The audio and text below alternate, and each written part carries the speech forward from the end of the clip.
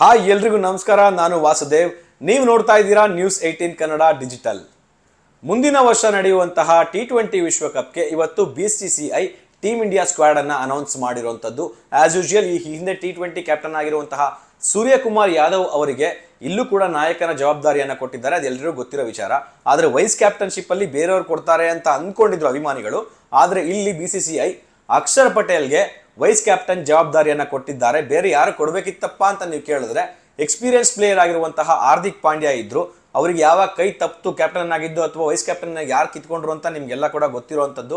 ಅವ್ರಿಗಿರೋ attitude ವಿಚಾರವಾಗಿ ಅಲ್ಲಿಂದ ಅವರನ್ನ ಹೊರಗಿಟ್ಟಿದ್ದಾರೆ ಅನ್ನೋ ಮಾತುಗಳ ಕೂಡ ಕೇಳಿ ಬಂದಿತ್ತು. ಅದು ಕೂಡ ನಿಜ ಅಂತ ಎಲ್ಲ ಹೇಳ್ತಾರೆ. ಮತ್ತೊಂದು ವಿಚಾರ ಏನಪ್ಪಾ ಅಂತಂದ್ರೆ ODI ಕ್ಯಾಪ್ಟನ್ ಆಗಿರುವಂತಹ ಶುಭ್ಮನ್ ಗಿಲ್ ಅವರನ್ನ T20 ಫಾರ್ಮೆಟ್ ಇಂದ ಹೊರಗಿಟ್ಟಿರುವಂತದ್ದು, ಸ್ಕ್ವಾಡ್ ಇಂದ ಹೊರಗಿಟ್ಟಿರುವಂತದ್ದು.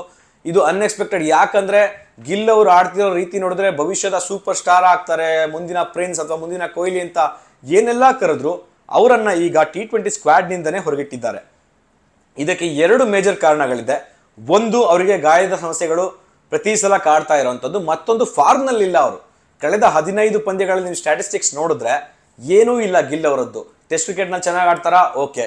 ಈ ಕಡೆ ODI ನಲ್ಲಿ ಆಡ್ತಾರಾ, ಓಕೆ. T20 ನಲ್ಲಿ ಈ ತರ ಆಗಿರೋ ಸಮಸ್ಯೆಯಿಂದಾನೆ ಅವರನ್ನ ಹೊರಗಿಟ್ಟಿದ್ದಾರೆ. ಇದು ಕೂಡ ಶಾಕಿಂಗ್. ಯಾಕಂದ್ರೆ ಗಿಲ್ ಅವರನ್ನ ಮುಂದಿನ ಭವಿಷ್ಯದ ಸ್ಟಾರ್ ಅಂತ ಅಂದ್ಕೊಂಡಿದ್ದವ್ರಿಗೆ ಇದು ಶಾಕ್ ಆಗ್ಬೋರುವಂತದ್ದು. ಮತ್ತೊಂದು, RCB ಅಭಿಮಾನಿಗಳಿಗೆ ಬೇಸರದ ಸಂಗತಿ ಏನಪ್ಪಾ ಅಂತಂದ್ರೆ ಜಿತೇಶ್ ಶರ್ಮಾ ಈಗಷ್ಟೇ ಫಾರ್ಮೆಟ್ಗೆ ಈ ಟೀಮ್ ಇಂಡಿಯಾ ಫಾರ್ಮೆಟ್ ಅಲ್ಲಿ ಆಡ್ತಾ ಇದ್ರು, ಟೀಮ್ ಇಂಡಿಯಾಗೆ ಬಂದಿದ್ರು.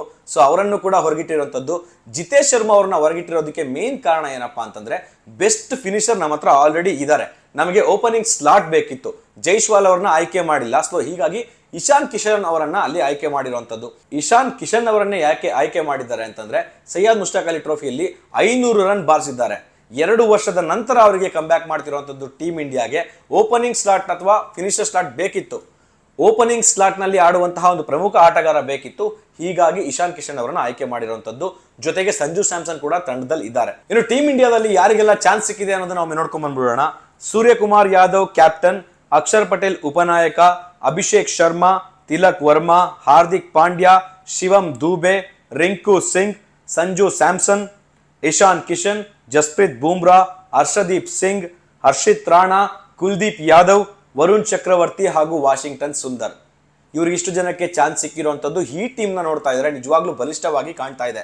ಯಾಕಂದ್ರೆ ಇದರಲ್ಲಿ ಗಂಭೀರ್ ಎಷ್ಟು ಕೈ ಹಾಕಿದ್ದಾರೆ ಅನ್ನೋದು ಕೂಡ ಗೊತ್ತಿಲ್ಲ. ಯಾಕಂದ್ರೆ ಏನು ಈ ಆಯ್ಕೆ ಸಮಿತಿ ಇದೆ ಅವ್ರು ಎಷ್ಟೆಲ್ಲ ವರ್ಕ್ ಮಾಡಿದ್ದಾರೆ ಅನ್ನೋದು ಈ ಟೀಮ್ ನ ನೋಡ್ತಾ ಇದ್ರೆ ಗೊತ್ತಾಗುತ್ತೆ. ಗಂಭೀರ್ ಅವ್ರು ಏನಾದ್ರು ಫುಲ್ ಅವ್ರಿಗೆ ಕೊಟ್ಟು ನೀವೇ ಟೀಮ್ ಸೆಲೆಕ್ಟ್ ಮಾಡಿ ಅಂದ್ರೆ ಯಾವ ತರ ಇರ್ತಿತ್ತು ಅಂತ ಎಲ್ಲರೂ ನೋಡಿದ್ದೀವಿ. ಸೊ ಇದರಲ್ಲಿ ಹೆಚ್ಚಿನ ಪ್ರಾಮುಖ್ಯತೆ ಇರುವಂತದ್ದು ಆಯ್ಕೆ ಸಮಿತಿ ಏನ್ ಅಗರ್ಕರ್ ಟೀಮ್ ಇದೆ ಅವ್ರು ಏನು ಸೆಲೆಕ್ಟ್ ಮಾಡಿದ್ದಾರೆ ಎದ್ದು ಕಾಣ್ತಾ ಇದೆ. ಅಭಿಮಾನಿಗಳು ಕೂಡ ಇದು ಸೂಪರ್ ಟೀಮ್ ಅಂತ ಹೇಳ್ತಾ ಇದ್ದಾರೆ. ಇದು ಭಾರತ ಹಾಗೂ ಶ್ರೀಲಂಕಾದಲ್ಲಿ ನಡೆಯೋದ್ರಿಂದ ಇಲ್ಲಿ ಯಾರು ಚೆನ್ನಾಗಿ ಆಡ್ತಾರೆ ಅವರಿಗೆ ಚಾನ್ಸ್ ಕೊಟ್ಟಿರುವಂತದ್ದು. ಸೊ ಮುಂದಿನ ದಿನಗಳಲ್ಲಿ ಅಂದ್ರೆ ಈ ವರ್ಲ್ಡ್ ಕಪ್ ಶುರುವಾದಾಗ ಟೀಮ್ ಇಂಡಿಯಾ ಯಾವ ರೀತಿ ಪರ್ಫಾರ್ಮೆನ್ಸ್ ಮಾಡುತ್ತೆ ಅನ್ನೋದ್ರಲ್ಲಿ ಡೌಟೇ ಬೇಡ. ಈಗಲೇ ನಾವು ಕನ್ಫರ್ಮ್ ಆಗಿ ಹೇಳ್ಬೋದು 100% ಇದು ಪಕ್ಕ ನಮ್ಗೆ ಆಗುತ್ತೆ ಅಂತ. ಯಾಕಂದ್ರೆ ಟೀಮ್ ಇಂಡಿಯಾ ಸ್ಕ್ವಾಡ್ ಆ ರೀತಿ ಇದೆ. ಇನ್ನು Hardik Pandya lower middle order ಇರ್ಬೋದು ಅಥವಾ ರಿಂಕು ಸಿಂಗ್ ಬೆಸ್ಟ್ ಫಿನಿಶರ್ ಆಗಿ ಅವರಿಗೆ ಸ್ಲಾಟ್ ನಲ್ಲಿ ಸಿಗಬಹುದು. ಇನ್ನು ಈ ಸ್ಕ್ವಾಡ್ ಬಗ್ಗೆ ನಿಮ್ಗೆ ಏನ್ ಅನ್ಸುತ್ತೆ? ಯಾರು ಇರ್ಬೇಕಿತ್ತು ಅಥವಾ ಈ ಟೀಮ್ ನಿಂದ ಯಾರನ್ನ ಹೊರಗಡೆ ಇಡಬೇಕಿತ್ತು ಅನ್ನೋದನ್ನ ಕಮೆಂಟ್ ಮಾಡಿ ತಿಳಿಸಿ. ಮತ್ತೆ ಸಿಗೋಣ ಮುಂದಿನ ವಿಡಿಯೋದಲ್ಲಿ.